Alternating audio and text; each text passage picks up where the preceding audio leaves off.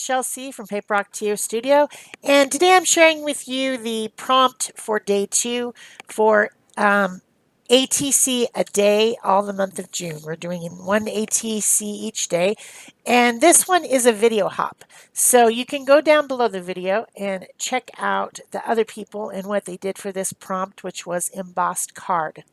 I had a card that was already pressure embossed. To emboss means to make raised. And you can put card through a little folder that presses it if you put it through one of those die cutting machines, and it will create something like this one that's on the screen right now. Or another option is heat embossing, and there are many options, but I just picked these two. Heat embossing is using a sticky type of ink with a stamp to make a design on your card, and then put some embossing powder on it, which is like a ground up plastic, and heat it. That's what I'm doing right now. I used some stamps. I made like a little polka dotty background with some white embossing powder. And then this is a flower on a scrap that I thought I might layer onto the card. So that made a raised surface, and I wanted you to see what it looks like when you use the same mediums and technique on two different types of embossed.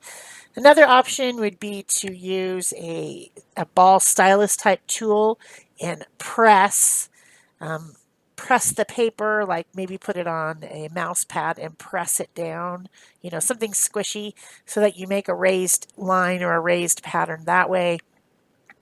I mean, there's lots of things out there. You could even use like a medium, like a medium through a stencil, and make a raised surface, a raised pattern that way. So the surface today is embossed, which just basically means raised up from the paper.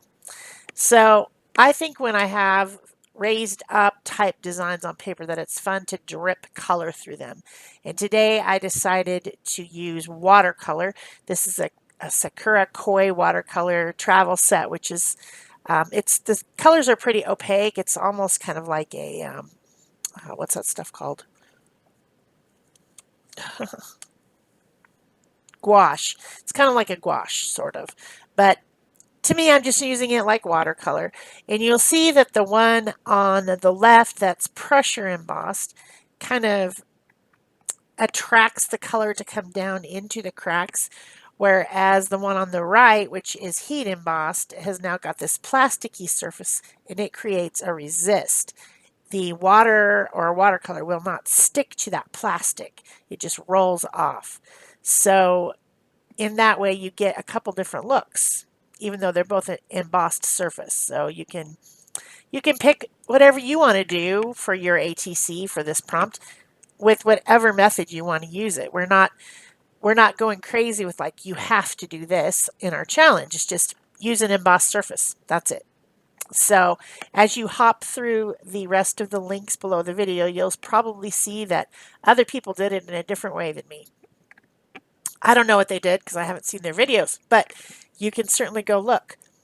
So then on the one that had the raised paper, I used a sanding block, a little tiny sanding block that you use for your nails, and I just skimmed off the color on the top of those raised pieces of paper where it was pressured and raised, and it gave me kind of a white on color look because I removed the color from the tops, just the high tops of those. And then I needed to put something on them, right? They're just the surfaces that I'm working on. So for the one on the right, I'd already made that little embossed flower to put on, so I stayed with that. But then the one on the left, I needed something to put on it. So, I have all these boxes of stuff, little bits and bobs and printed things and stuff everywhere. And I try to sort them by what kind they are. So I just grabbed one of the boxes, not very well sorted. I can see that there's some different kinds of things in here, but I was just looking for something that would be interesting on the card. I tried some flowers. I tried a piece of plastic with polka dots on it. I found this die cut doily type thing that I thought was kind of cool. Decided to put that on there with one of these punched out pieces of paper that are from a children's book, I think. Someone sent them to me. They're circle punched little pictures, and they have words writing on the back. You can tell it's from a book. It's like a little old book page. And I thought these two little children running up the hill was cute, so I decided to use that. I have a new tube of a new type of glue that I haven't used before called Art Glitter Glue. Everyone tells me it's so great, so I decided to get it out and see. I think the idea behind the Art Glitter Glue is that it has a fine tip, and I also have a separate tip I can attach to it that's even a needle fine tip. But I wanted something that would hold firmly on my ATC and also not be seen and be easy to apply with a fine tip onto that, weird lacy thing. Something like that's hard to put glue on. You have to kind of try to miss the holes. It worked great. I don't know about the longevity of the glue, but I hear it's great. So I went ahead and used that on all my pieces. The second one I decided to make more like a little collage moment with this flower thing on the top. I did go down around all the pieces with a little ink pad. I know that I'm zoomed in really close and I'm kind of not on the screen for some of this. I will try to be more cognizant of that because I want you to be able to see it up close. But I'm doing a lot of things that end up falling off the edge of the screen because I am not used to having the camera zoomed in so far. So for this one, I found a little piece of Mark made tissue paper with black and white for some contrast. And I use that as kind of a torn layer. And then I have the embossed flower thing as a very straight cut layer. And it's got the blue or purple ink around the edge. And then I found this one little die cut leaf that was in the box. And I thought that might be kind of cute on there. So I did that. And it's looking more random and more my style. The one on the right's not my style at all. But you got to use up all these little things. What are you going to do with them, right?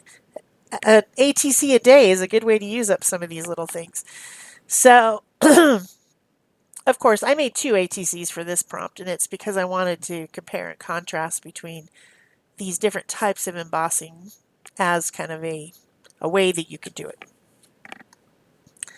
So for the one on the right, that lace thing is kind of an off-white color, so I decided to use some stickers from these little book snippets stickers. It's a Ranger Distress Tim Holtz product, and it has little sections of things cut out from books and then made into stickers.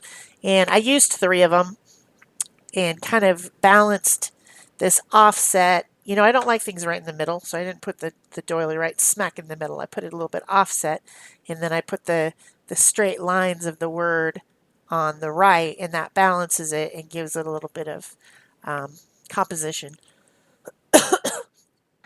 I just almost never put things right in the center. I just don't like it. I don't like the way it looks.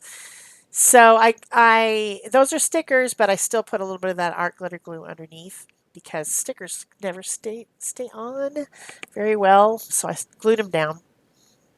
And then I put one of the conversation stickers also from Ranger that says "Stay Simple," and it's got a black background and white words, which I thought were nice against that composition.